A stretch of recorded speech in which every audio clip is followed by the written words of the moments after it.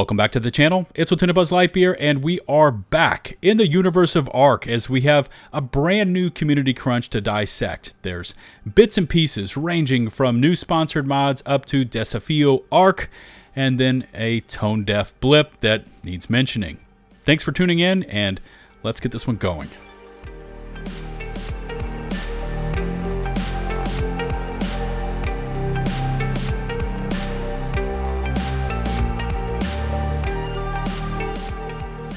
Before we fully commit to Ark Community Crunch 370, I did want to say that I truly appreciate how much you keep coming back for more and more Ark coverage. You know, I haven't been covering it for all that long, and so when I do post an Ark video and see the overwhelming reception it gets, I'm not gonna lie, it's really cool to see. Anyways, thanks again, and if you haven't yet smashed that sub button, please do so. It's free and it really helps out the channel. And while you're at it, ring the notifications bell and set your alerts to receive all so you don't miss my latest upload. Likes, comments, and shares are always appreciated. And with all that out of the way, here we go. Studio Wildcard posted Community Crunch 370 a few hours ago, and breaking from my normal Saturday morning upload schedule, I'm actually recording this one late on Friday evening, so this is pretty much hot off the presses. First topic is the full portion of the crunch dedicated to the community creature submissions. And as you know, this round of creatures needs to be tailored to Aberration, and I covered this in last week's crunch review. Remember that this map takes place underground, because the Ark it is contained in has been damaged and all the surface atmosphere has leaked out, leaving just a barren wasteland ravaged by radiation. All life now lives underground in a series of biomes, and so if you are interested in submitting a creature, you would want to avoid something like a sea beast, as Aberration has no bodies of water large enough to support it. This entire creature submission article is a copy and paste effort from last week's crunch, but if you're still interested, you have until 1 p.m. PST on July the 17th, so there's just a few days from now to get in your submissions. I will, of course, leave a link to the creature submission guidelines in the video description.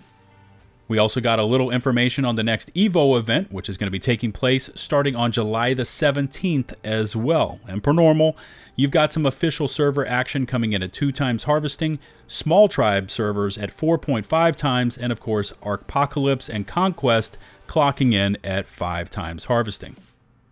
Moving on and starting today, so that's July the 14th, the ARKpocalypse servers have again been wiped. And in case you don't know anything about ARKpocalypse, these are servers that wipe monthly with higher than usual rates.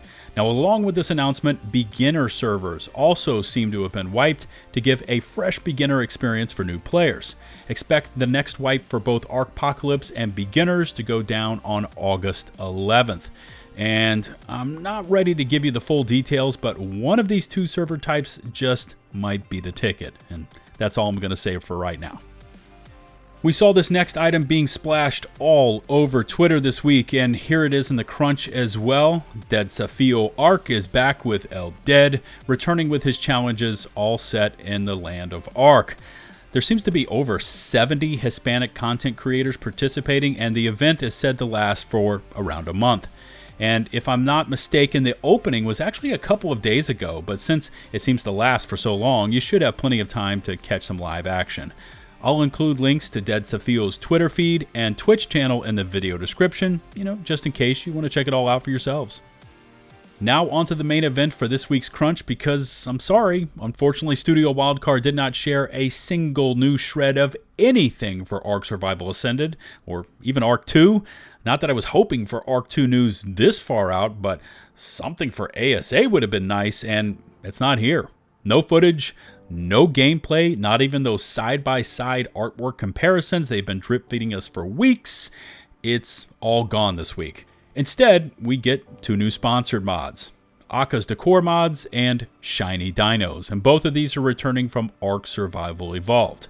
Now with Akka's Decor, expect to be able to pimp out your structures with items ranging from modern furniture up to even stained glass windows. Now in combo with the interior mods, you'll also have access to items like Valentine's balloons, jack-o'-lanterns, beach day furniture, and more. Shiny Dinos adds on things like floating glimmering lights and illuminescence along with other items to really make those creatures pop and stand out. There's also some RNG with breeding while using this mod, and it could lead to dinos being born with different elemental effects like frozen or burn, and these beasts can spawn as either aberrant or Genesis X variants.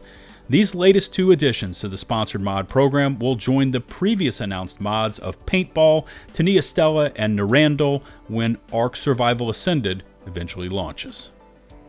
And finally, I wanted to come back around to that reference of being tone deaf. And we haven't seen Wildcard include a mention about Conquest and the Season 5 updates since Community Crunch 365, which, by the way, was published back on June the 9th.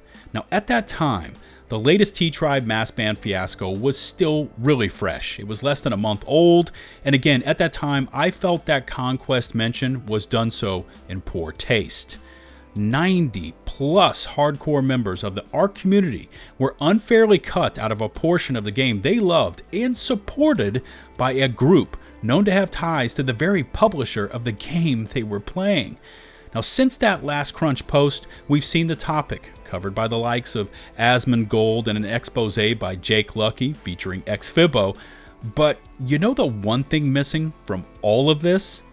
Some sort of acknowledgement, a nod, a gesture. I know I'm asking a lot here. Hell, even an apology for what was done to those players. And we got nothing.